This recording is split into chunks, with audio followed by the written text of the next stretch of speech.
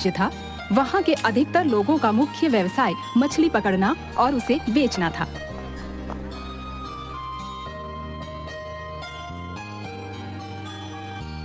एक परिवार जिसमें माँ, पिताजी और एक बेटा जिसका नाम बिस्वा था रहते थे। बिस्वा की 12वीं की परीक्षा अभी-अभी खत्म हुई थी। बिस्वा, रे सुन बेटा,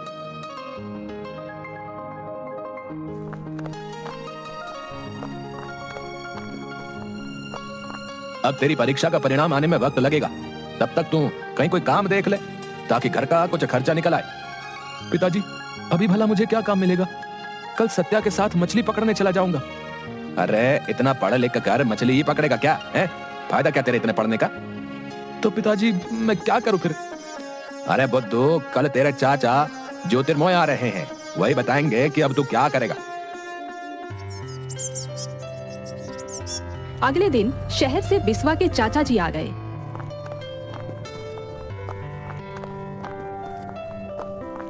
भैया जी प्रणाम। कैसे हैं भैया आप? प्रणाम। अरे आओ आओ ज्योतिर्मय, बहुत दिनों के बाद आना हुआ तुम्हारा।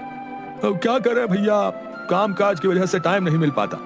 और बिस्वा, कैसी चल रही है तुम्हारी पढ़ाई? चाचा जी, अब बस परिणाम आना बाकी है। परीक्षा तो अच्छी गई है, अब बस कुछ काम की तलाश में हूँ। तुम मेरे साथ गाइड का काम क्यों नहीं कर लेते हैं? कल ही मुंबई से कुछ दोस्त आ रहे हैं, उन्हें पूरा गांजूरंगा घुमाना है, इसीलिए तो आया हूं मैं।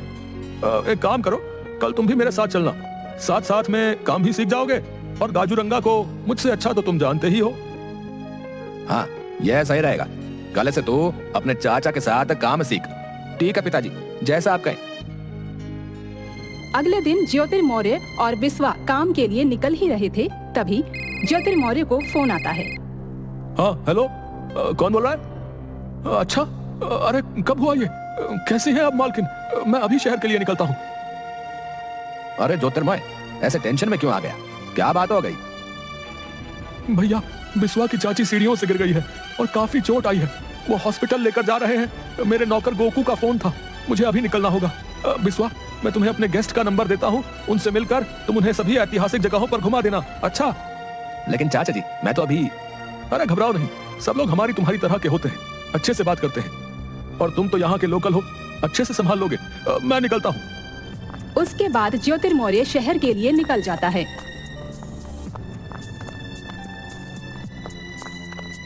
और थोड़ी देर बाद एक गाड़ी घर के सामने आकर रुकती है।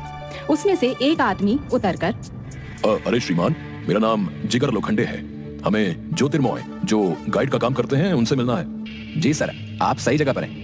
आज चाचा की जगह मैं आपको गाजरंगा घुमाऊंगा सर। चाचा जी को किसी जरूरी काम से शहर जाना पड़ा। अच्छा, अब कोई बात नहीं, चलो आओ गाड़ी में बैठो, तो आज का काम शुरू करते हैं। बिस्वा उनके साथ गाड़ी में बैठकर वहां से निकल जाते हैं।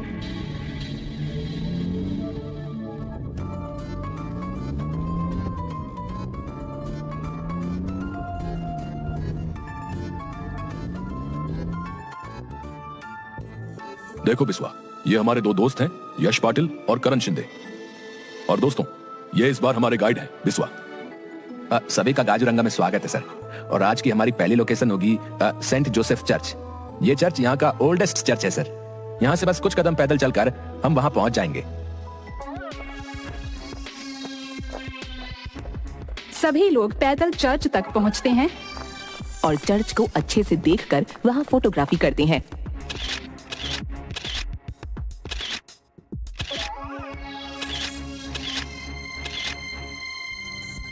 बिस्वा, ये जगह तो सच में लाजवाब है। अब हम इसके बाद कहाँ जा रहे हैं? सर, अभी यहाँ से कुछ दूर एक बहुत लोकप्रिय उद्यान है, वहाँ चल सकते हैं। अरे हम पार्क घूमने थोड़ी आए हैं, कुछ और दिखाओ जिसमें रोंगटे खड़े हो जाएं, यादगार हो हमेशा के लिए। सर, ऐसी एक जगह तो है, लेकिन वहाँ कोई नहीं जाता सर। 2004 की सुनामी के बाद तो बिल्कुल नहीं। समुद्र तट से बिल्कुल सटी हुई करिकट्टू कोपम सुरंग, लेकिन वहाँ ना जाए तो ही अच्छा रहेगा सर। यह की ना तुमने मजेदार बात भाई है? ऐसा कुछ ही तो मैं ढूंढ रहा था। चलो यारो, वही चलते हैं यार, चलो। भाई, मेरा नाम जिगर लोखंडे जरूर है, लेकिन जिगर नाम मात्र ही है मुझ में। मैं तो ऐसी खतरनाक जगह नहीं जाने वाला। अरे भाई, कहीं और चल देते ना। इसीलिए तो तुम लोगों के साथ नहीं आना चाह रहा था मैं। मुझे पता था तुम दोनों फट्टू हो। हाँ, ये फट्टू किसको बोला रे तू? है फट्टू किसको बोला? तुम दोनों को, और किसको बोलूंगा?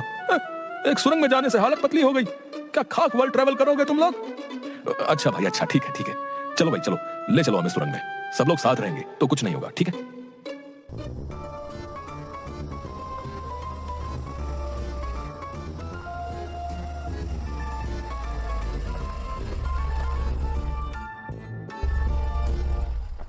बिस्वा दोनों को समुद्र किनारे एक पथरीली पहाड़ी की सुरंग के सामने ले गया।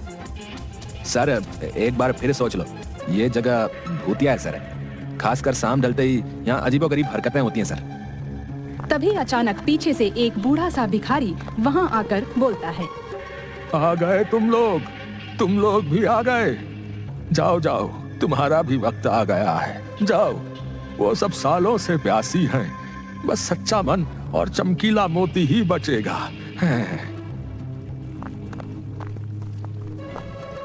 कौन था ये और ऐसी अजीब बातें क्यों कर रहा था भाई? मैंने भी इसे पहली बार देखा है सर, लेकिन ऐसे 2-4 पागल और हैं जो ऐसे ही मन में जो आए बड़बड़ाते रहते। चलो यार, अब समय बर्बाद मत करो। अब आप लोग अंदर जाइए, मैं आपका यहीं इंतजार करूंगा। अरे ऐसे कैसे गाइड हो तुम? हैं? तुम्हें हमारे साथ अंदर जाना होगा, तभी पूरी पेमेंट करेंगे, याद रखना। अयो, अगर मैं इनके साथ नहीं गया तो चाचा जी का बहुत नुकसान हो जाएगा। क्या करूं? डर भी लग रहा है। बिस्वा न चाहते हुए भी उनके साथ सुरंग में प्रवेश कर जाता है। सुरंग अंदर से सदियों पुराने पत्थरों से बनी थी और सब तरफ जाले और पक्षियों के बसेरे थे। ज्यादा अंधेरा होने की वजह से कुछ दिखाई नहीं दे रहा था। तभी अचानक से यश बोलता है, अरे करण, तू अपनी टॉर्च निकालना रे, यार बहुत अंधेरा हो रहा है।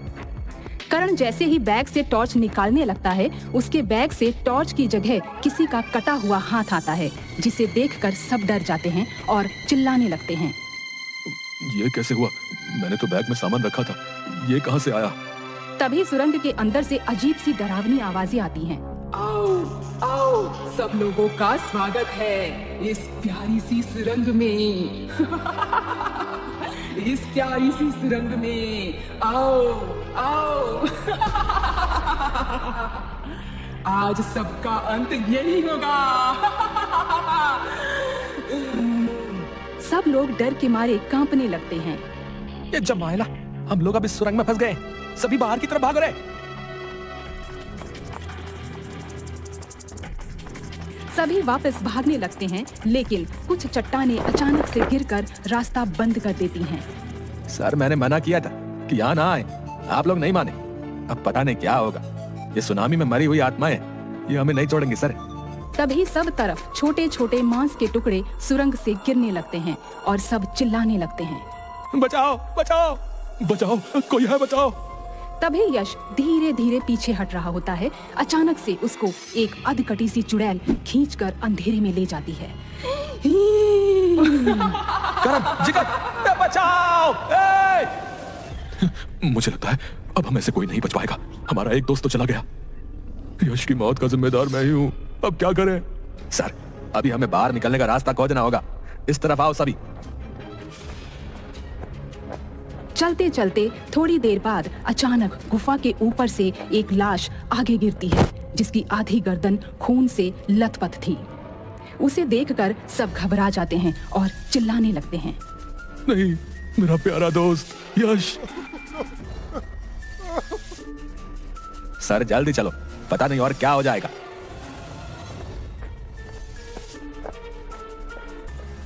डरावनी आवाजें और तेज हो जाती हैं और गुफा में आगे 2 रास्ते दिखाई देते हैं। अब हमें कहाँ जाना चाहिए? मुझे तो कुछ समझ नहीं आ रहा, क्या करें? तभी थोड़ा आगे जाकर जिगर देखता है कि गुफा के रास्ते में थोड़ी सी रोशनी आ रही है। इस रास्ते से बाहर जा सकते हैं शायद, लेकिन एक वक्त में बस एक ही आदमी घुस पाएगा। पहले मैं जाता हूँ। करण उसकी बात मान लेता है। जिगर जैसे ही उस रास्ते में घुसता है, उसको कोई अदृश्य शक्ति अंदर खींच ले जाती है, जिसे देखकर बिस्वा और करण डर जाते हैं। बिस्वा, अब हम दोनों को भी ये सुरंग निकल जाएगी। हम लोग क्या करें? बिल्कुल समझ नहीं आ रहा है। सर, हमें हौसले से काम लेना चाहिए।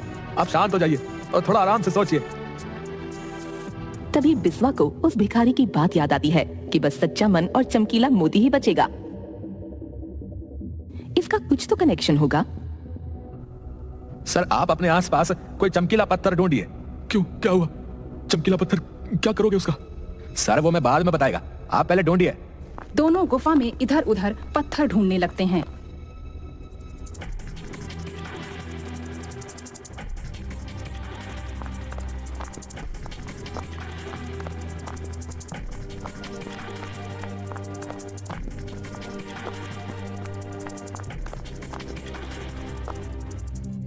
बिस्वा इधर आओ, ये देखो ये क्या मिला।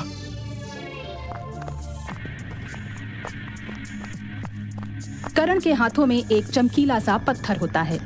हे भगवान, तेरा लाख लाख शुक्र है, लेकिन अब इस पत्थर से बाहर कैसे जाएंगे? क्या सोच रहे हो? अब हमें करना क्या है इस पत्थर का? सर, उस भिखारी ने कहा था कि बस सच्चा मन और चमकीला मोती ही बचेगा।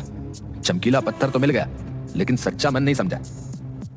करण सुरंग की पहेली समझ गया और उसने चमकीला पत्थर बिस्वा के हाथ में रखते हुए कहा, अलविदा दोस्त। तभी एक बहुत तेज रोशनी के साथ दोनों करण और बिस्वा गुफा के बाहर गिरते हैं। उनके हाथ में वो चमत्कारी पत्थर भी था। ये पत्थर मेरे हाथ में आते ही हम लोग सुरंग से बाहर कैसे आ गए? क्योंकि आज तुम्हारी वजह से मेरी जान बच पाई दोस्त। तुम्हारा मन सच्चा और साफ है, इसलिए पत्थर तुम्हारे हाथ में आते ही हम लोग सुरंग से बाहर आ पाए। अगर पत्थर तुम उठाते तो मैं भी अपने दोस्तों की तरह मारा जाता। उसके बाद दोनों भगवान का शुक्रिया करते हैं और वापस चले जाते हैं। दोस्तों, धैर्य, हौसला और बुद्धिमत्ता से हम लोग बड़ी से बड़ी मुश्किलों से भी निजात पा सकते हैं।